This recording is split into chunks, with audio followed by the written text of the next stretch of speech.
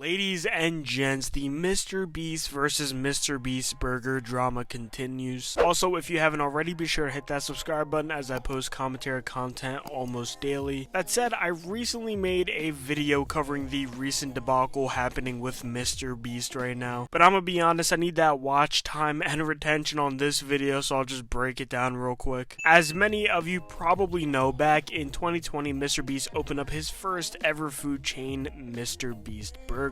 He did so by partnering up with Virtual Dining Concepts, who specialize in ghost kitchens. And to keep things simple, ghost kitchens are just basically a franchise operating out of another franchise's kitchen to minimize costs. That is exactly why you don't drive down the road seeing MrBeast Burger stores. They operate out of other franchises' kitchens. So yeah, they opened some like 2,000 kitchens with Virtual Dining Concepts, and just recently, after a 3-year partnership, MrBeast has decided to file a lawsuit against MrBeast Burger, but specifically Virtual Dining Concepts. And there's a few reasons behind the lawsuit, like Jimmy claiming he had not received any payments from MrBeast Burger yet, even though it has made millions of dollars, which that shit is just crazy to me. Obviously, he's not the one running the show. He delegated all of that to Virtual Dining Concepts, but at the same time, MrBeast's name is in the literal title of the restaurant. I don't know what kind of agreement or contract they have written up where it's been 3 years without payment, but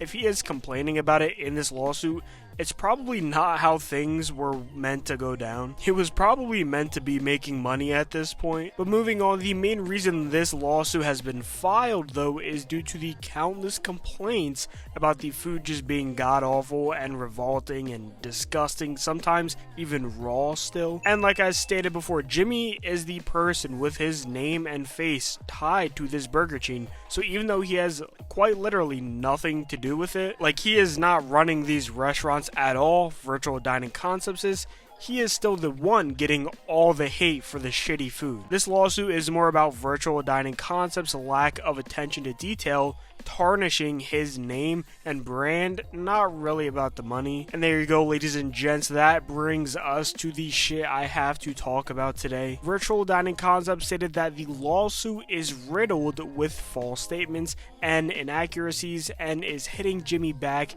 with a countersuit for failing to honor his contractual obligations. They even went on to claim that this lawsuit is meritless and ill-advised, then went on to say that he had breached their contract, and then went on to attempt to negotiate a new deal to serve his monetary interests. And if what Jimmy claims is true, you know, that he received no money in the 3 years of MrBeast Burger being active, damn right he would want to probably negotiate a new deal to serve his monetary interests. Like if I had a burger chain ran by a partner of mine, but everything within said burger chain was thought of by me, had my name attached to it, had my brand attached to it, and I received nothing in return other than backlash due to your food being shit, no crap, I would file a lawsuit. But yeah, Virtual Dining Concepts has responded to Jimmy's initial lawsuit with their own 9-figure lawsuit because the damages caused by MrBeast reportedly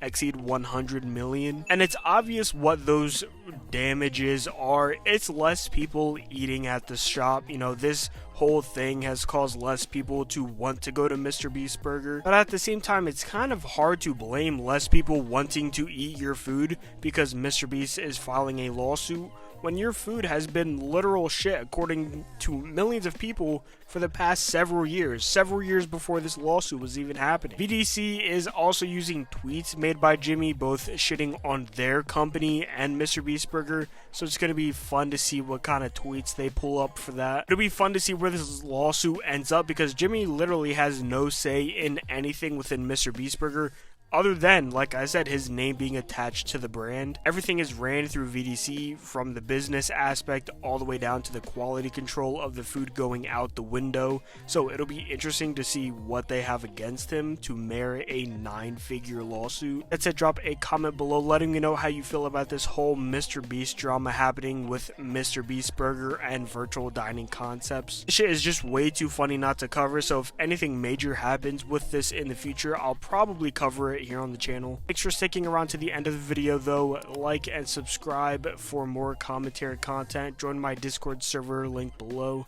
and I will see you all in the next one.